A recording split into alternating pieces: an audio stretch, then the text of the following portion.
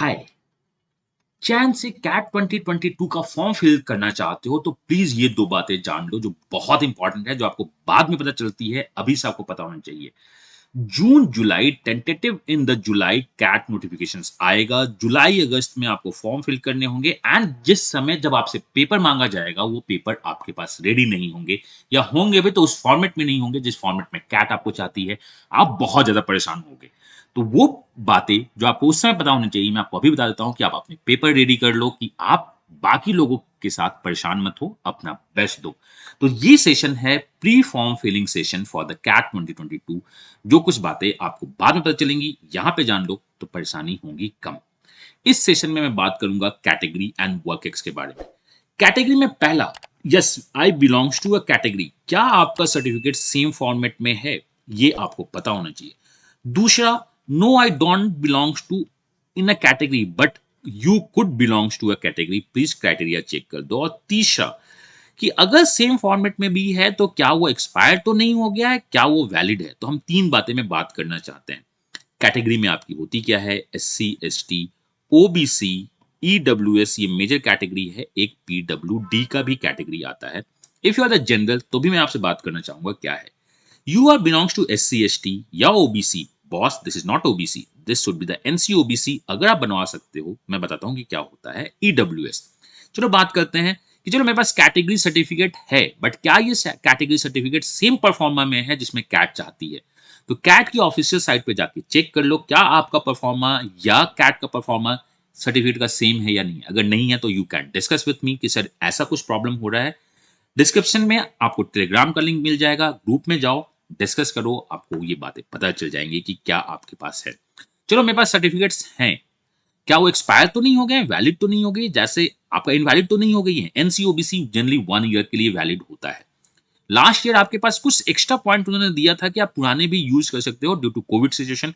ऐसा इस बार तो शायद वो नहीं देंगे। तो आपके पास चाहिए क्या, आपके पास वैलिड सर्टिफिकेट चाहिए। तो पहला, अगर आपके पास सर्टिफिकेट है तो चेक कर लो सेम परफॉर्मा में है या नहीं। दूसरा, क्या आपके पास वैलिड सर्टिफिकेट है, बहुत पुराना सर्टिफिकेट तो नहीं है ना। अगर इन दोनों में भी कहीं भी आपको प्रॉब्लम है तो मैंने जैसे आपसे कहा कि मुझसे बात कर लो, क्योंकि कैट के फॉर्म फिलिंग के 1 मंथ में आप बहुत ज्यादा परेशान हो सकते हो और आप फिर सोचोगे कि फॉर्म में जनरल से भर देता हूं, जो कि बहुत ही अच्छा है, इसमें कोई बुराई नहीं है। But since you can get the advantage of the category, बहुत डाउन जाता है इनका कॉल्स का सेक्शन कट ऑफ, उसे अवेल करना चाहिए। दूसरा, मैं बात करूंगा नहीं है तो बहुत सारे जनरल कैंडिडेट्स को पता भी नहीं होता है, अगर उनकी इनकम कम है, उनकी फैमिली इनकम कम है, तो वो ईडब्ल्यूएस में आ सकते हैं।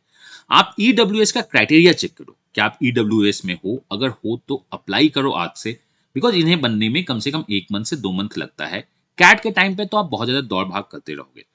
आप ओबीसी में हो तो क्या आप एनसीओबीसी हो, बिकॉज रिजर्वेशन का जो मेन कोटा मिलता है बहुत बार एनसीओबीसी नॉन क्रीमी को मिलता है ऑन द बेसिस ऑफ आपका इकोनॉमिक स्टेटस। तो मैं ये तीन बातें बोलना चाहता हूं, आप क्रॉस चेक कर लो। अगर आपके पास सर्टिफिकेट है तो क्या सेम परफॉर्मा है, क्या वो एक्सपायर तो नहीं कर गया है, ये देख लीजिए। अगर आपके पास सर्टिफिकेट्स नहीं है तो मैं आपसे बोलना चाहता हूं कि अगर आप जनरल हो एंड आपकी इकोनॉमिक क्लास उतनी अच्छी नहीं है तो अगर आप ईडब्ल्यूएस में आ सकते हो तो उसके लिए अप्लाई कर दो। ओबीसी में हो तो एनसीओबीसी को अप्लाई करो, बिकॉज ये बहुत ही इंपॉर्टेंट रोल प्ले कर सकता है आपके सिलेक्शन में।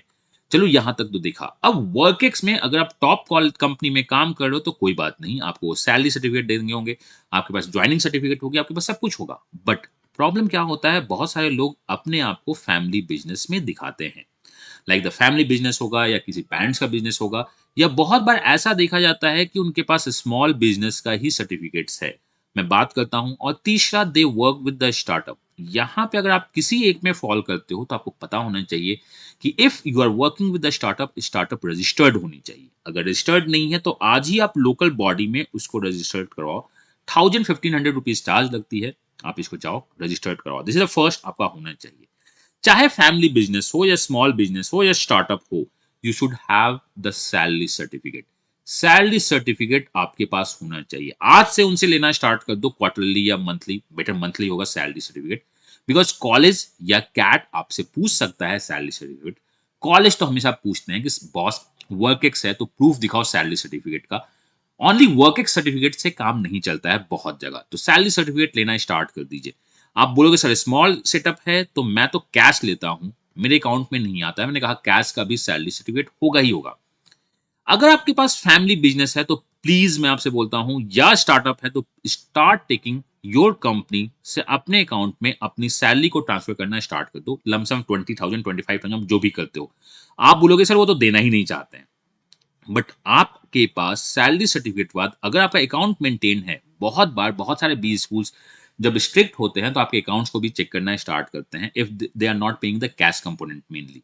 आपसे पूछेंगे मेरे को अकाउंट स्टेटमेंट दिखाओ अपना जहां पे सैलरी आया है, तो आपके पास जो कंपनी के अकाउंट्स है, जो भी चाहे फैमिली है, स्मॉल है या स्टार्टअप है, आप उनसे बोलो कि मुझको एक फिक्स अमाउंट भेजना स्टार्ट करो।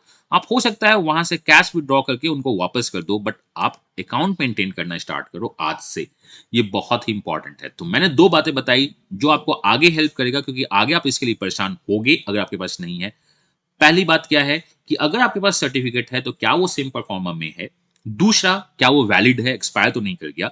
अगर आप जनरल हो एंड आपकी इनकम कम है, फैमिली इनकम कम है, तो चेक करो कि आप ईडब्ल्यूएस में आते हो। अगर आते हो तो आज ही अप्लाई करो। अगर ओबीसी सर्टिफिकेट आपके पास है तो क्या उसमें नॉन क्रीमी लेयर या इकोनॉमिक स्टैंडर्ड की बात की गई है? इसे क्रॉस चेक कीजिए, ये बहुत इंपॉर्टेंट है।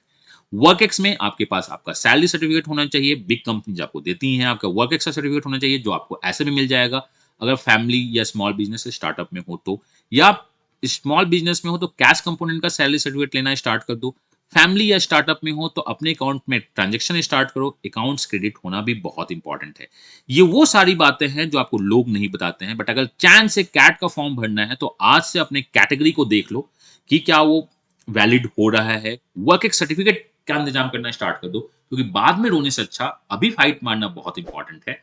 कैट स्टडी बहुत इंपॉर्टेंट है, बट पेपर दिखाना भी उतना ही इंपॉर्टेंट है जितना कैट स्टडी है। एल्स आपके कैंडिडेचर को वहीं पे स्टॉप लग सकता है कि आपने अपने आप को ओबीसीएनसी में लिखा है ना, आपका सर्टिफिकेट वैलिड नहीं है, तो आपको बोल सकते हैं कि रुक जाओ, आगे मत बढ़ो। वर्कएक्स में आपके पास वर्कएक्स सर्टिफिकेट अगर सारे अच्छे नहीं है तो बहुत सारे आईएम्स बोल सकते हैं कि नहीं, we are not going to use this certificate. आपके वर्कसेस को मैं जीरो करता हूं या आपके कैंडिडेचर को मैं नील करता हूं। तो ये सब कैंडिडेचर को बचाओ, अपना बेस्ट दो, स्टडी करते रहो, और बाकी भी बहुत सारी इन्फॉर्मेशन के साथ मैं यहाँ पे आपको बताता रहूंगा कि आगे क्या करना है क्या नहीं करना है। अलॉन्ग विथ स्टडी, जो इस चैनल के लिए मेन जाना जाता है, will give you the information each and every step. आप दीजिए अपना बेस्ट, मैं दे रहा हूं अपना बेस्ट, एंड एग्जाम क्रैक करेंगे विथ ऑल द पेपर सही। God bless you, happy learning and bye bye.